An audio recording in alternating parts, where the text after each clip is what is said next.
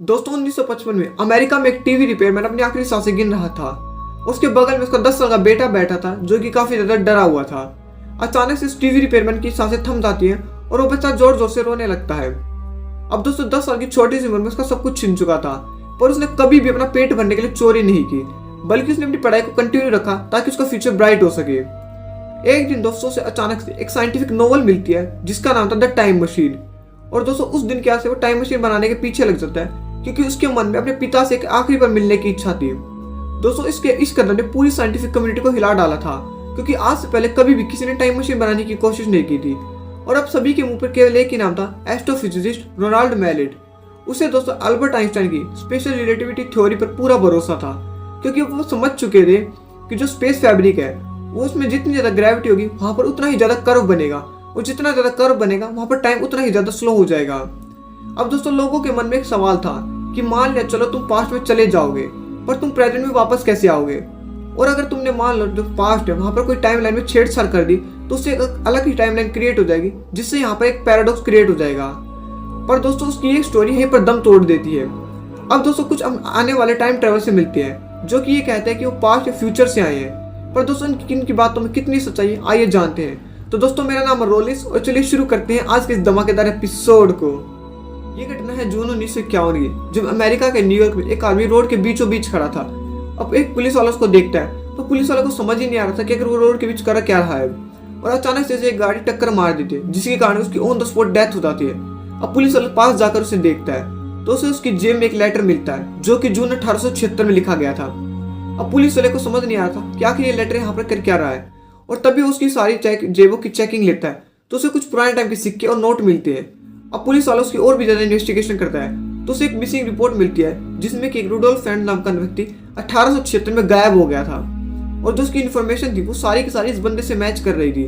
साथ ही वो जब गायब हुआ था तो उसकी उम्र 29 साल के आसपास थी और ये आदमी भी 29 साल के आसपास ही लग रहा था। तो पुलिस वालों को लगा कि शायद ये टाइम ट्रेवल करके गलती से हमारी इस टाइम लाइन में आ गया है और अब यहाँ पर इसकी डेथ हो चुकी है। 1928 की है जब एक चार्ली चैपलिन की मूवी के प्रमोशन के दौरान एक औरत वहां पर आती है जो कि अपने टाइम से काफी ज्यादा मॉडर्न लग रही थी, और ऐसा लग रहा था कि मानो वो किसी मोबाइल पर बात कर रही है। पर जहां तक मुझे लगता है कि एयरटेल का नेटवर्क इतना फास्ट नहीं है कि वो 1928 में भी चल सके, तो क्या ये औरत अपना खुद का नेटवर्क लेकर गई थी?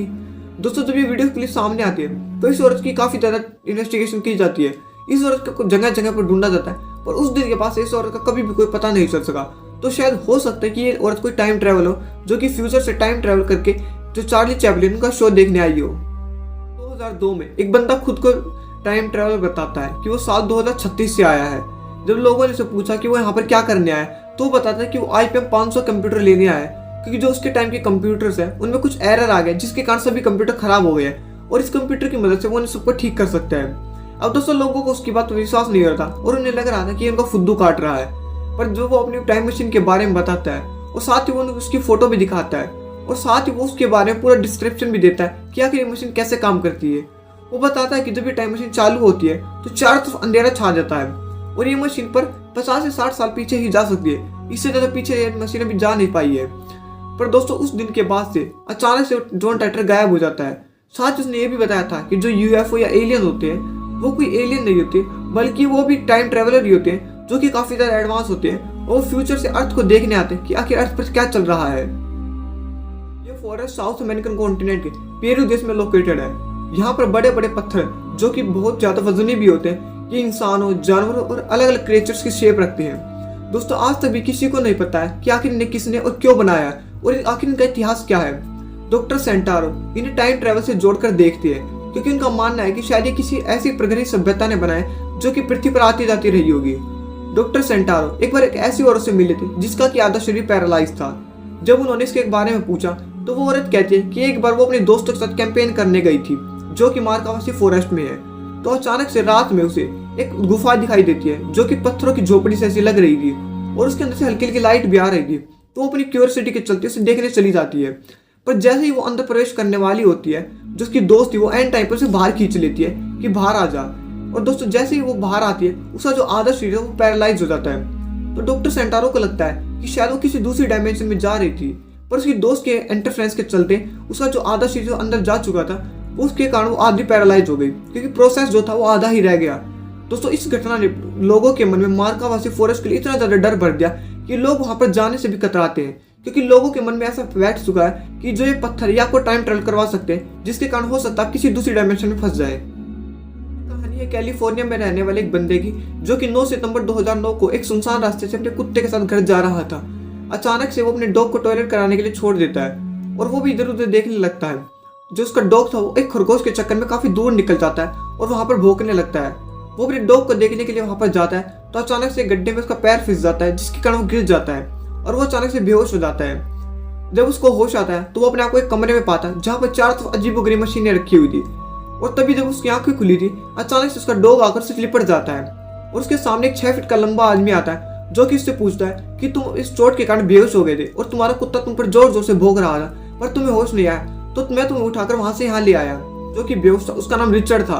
वो सामने वाले व्यक्ति से पूछता कि तुम्हारा नाम क्या है और इस वक्त हम कहाँ हैं। तो सामने वाला व्यक्ति जवाब देता है कि उसका नाम निक जोन्स है और वो प्रियंका चोपड़ा का हस्बैंड है। मजाक कर रहा हूँ दोस्तों, उसका नाम निक जोन्स ही था पर वो कोई दूसरा निक जोन्स था। तो वो कहता है कि अभी तुम पैरेलल यूनिवर्स में हो।